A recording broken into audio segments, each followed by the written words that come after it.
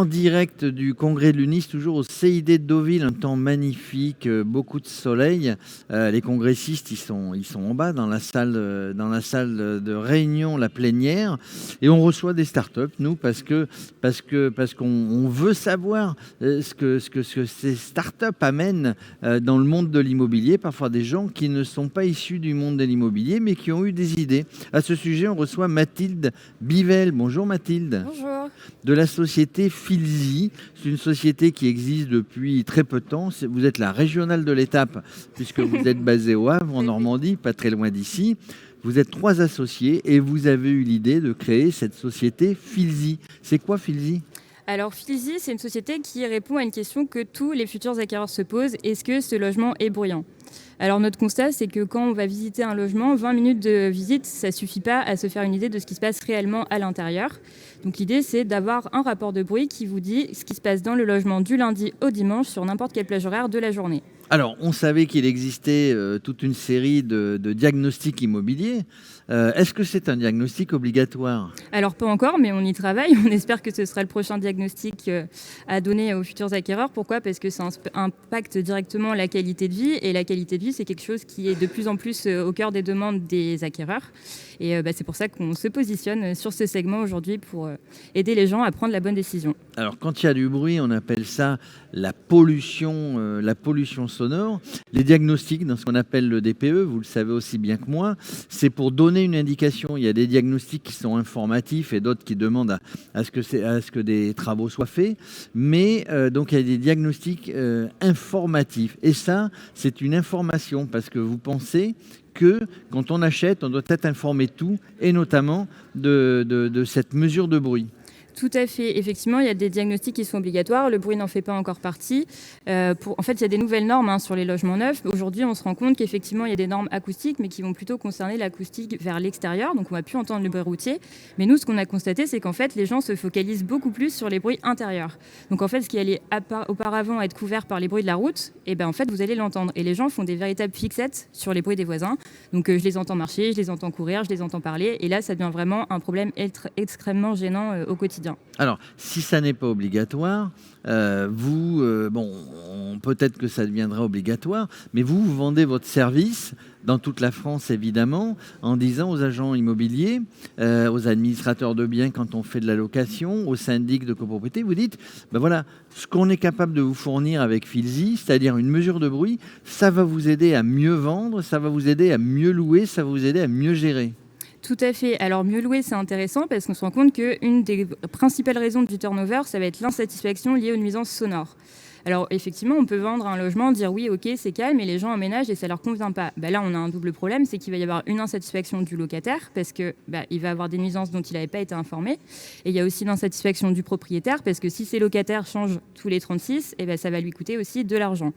Quand on est administrateur de biens, effectivement, on se doit de rendre un service à son client bailleur, aussi à son client locataire, et on a tout intérêt à ce que ça se passe bien. Mais justement, les agents immobiliers, les administrateurs de biens, ils ne vous disent pas, je donne une objection, comme si j'étais un agent immobilier, que j'ai été de longues années d'ailleurs, oui, mais votre application, elle va m'empêcher de faire la vente ou elle va m'empêcher de faire la location. Qu'est-ce que vous répondez à ça ? Alors je réponds pas forcément. Il y a 2 choses. Alors déjà, en fait, on a eu des contre-arguments. On a contacté des personnes qui nous ont dit mais moi je cherche un logement qui est bruyant parce que par exemple je suis musicien et j'ai besoin d'être certain que là où je vais emménager, je peux faire du bruit. En fait, c'est une demande qui est un peu spécifique. Mais voilà, quelle réponse vous apportez ? Et dans le cas inverse, en fait, je veux un logement qui est calme. Ok, vous allez dire oui, la personne emménage, elle n'est pas satisfaite. Déjà, c'est un problème parce que c'est un problème de confiance envers l'agent immobilier. Et deuxièmement, en fait, ce qu'on se rend compte, c'est que cette notion de bruit, notamment dans l'estimation du bien, elle va avoir une réelle importance. Donc un bien qui est calme, en fait, il va être vendu plus cher. Effectivement, un bien qui est bruyant, peut-être que les gens vont tenter de négocier parce qu'ils savent que c'est bruyant. Mais là, en fait, il y a une mission de service aussi des agents immobiliers et des propriétaires, c'est de proposer des solutions. Et le fait de savoir qu'il y a un problème, de proposer des solutions, ça vous permet aussi d'encadrer en fait cette négociation. Parce que si je dis juste c'est bruyant, je vais vous dire ok, moi bruyant, je pense que c'est 20 000 € en moins.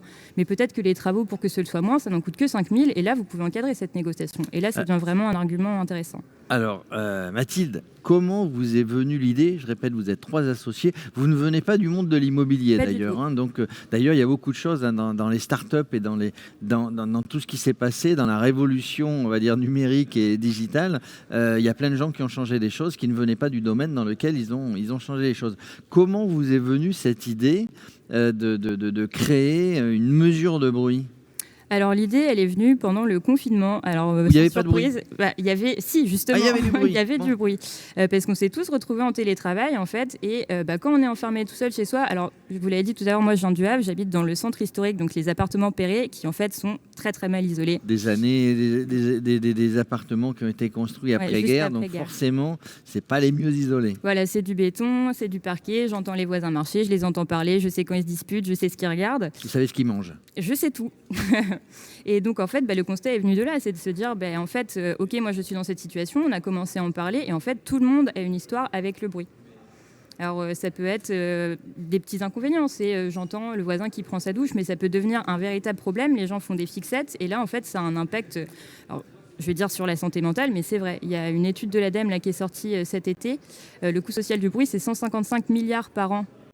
Incombé à l'État, donc je vous laisse imaginer qu'il y a encore pas mal de travail à faire. Donc voilà, alors vous n'allez pas faire 155 milliards de chiffre d'affaires en allant vendre ça aux agences, ça serait trop beau. Vous êtes membre de l'UNIS depuis peu? Tout à fait.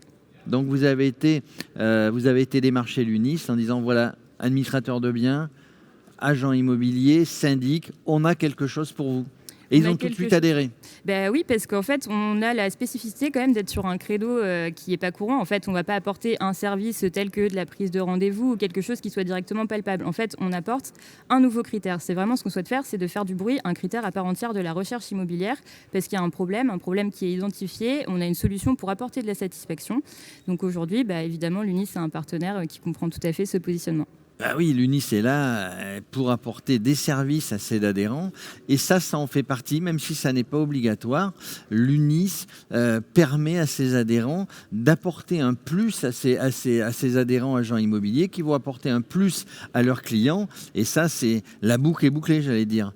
Donc start-up, vous êtes en bas dans le village des start-up. Vous participez au pitch et au concours de au trophée de l'innovation. Tout à fait. Bon, vous êtes confiante? Toujours, pour il gagner. faut y croire, bien sûr. Ça a voté? Je rappelle que ça a voté jusqu'à hier soir. On a voté, on a partagé. Vous avez voté, vous avez partagé, vous êtes sûr de gagner? Sûr de gagner, on n'est jamais sûr, mais au moins on aura participé. Bon, Mathilde Bivel, je le rappelle, Filzi, on vous trouve évidemment sur le site de l'UNIS en tant que partenaire. On vous trouve aussi sur j'imagine, www.filzi, .io. Voilà, écoutez, si vous avez agent immobilier, administrateur de biens, syndic, si vous voulez apporter un service en plus concernant les diagnostics en plus du DPE, d'un diagnostic qui n'est pas obligatoire, foncez vers Filzi, vous aurez des arguments en plus dans le cadre de votre vente ou de votre location. Merci Mathilde. Merci.